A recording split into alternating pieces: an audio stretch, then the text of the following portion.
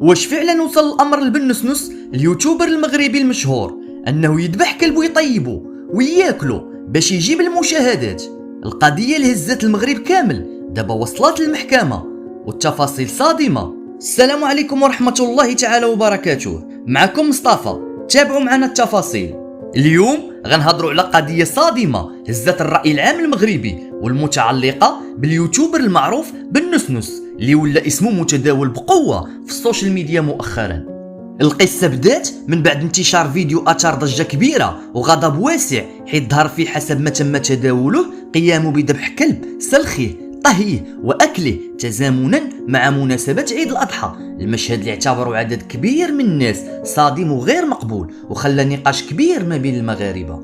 ومع تصاعد الجدل دخلت جمعيات مهتمه بحمايه الحيوانات على الخط وتم تقديم شكايات للجهات المختصه، معتبرين ان الامر فيه استفزاز خطير ومساس بالقيم الدينيه والاخلاقيه للمجتمع. وبعد هذه الضجه قرر وكيل الملك لدى المحكمه الابتدائيه بمدينه تماره متابعه بن نسنس في حاله اعتقال مع احالته على السجن المحلي العرجات في انتظار اولى جلسات المحاكمه.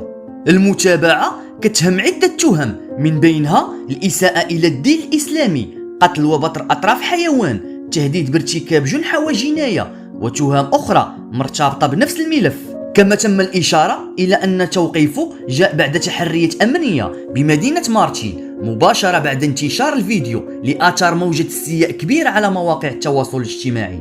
وهنا كيبقى السؤال اللي كيقلق بزاف ديال الناس: فين كتنتهي حريه صناعه المحتوى وفين كيبدا الاستفزاز وخرق القيم الدينيه والمجتمعيه؟ حيث اليوم ولا بعض صناع المحتوى كيديروا اي حاجه من اجل المشاهدات والترند، حتى ولو كانت صادمه او مثيره للجدل.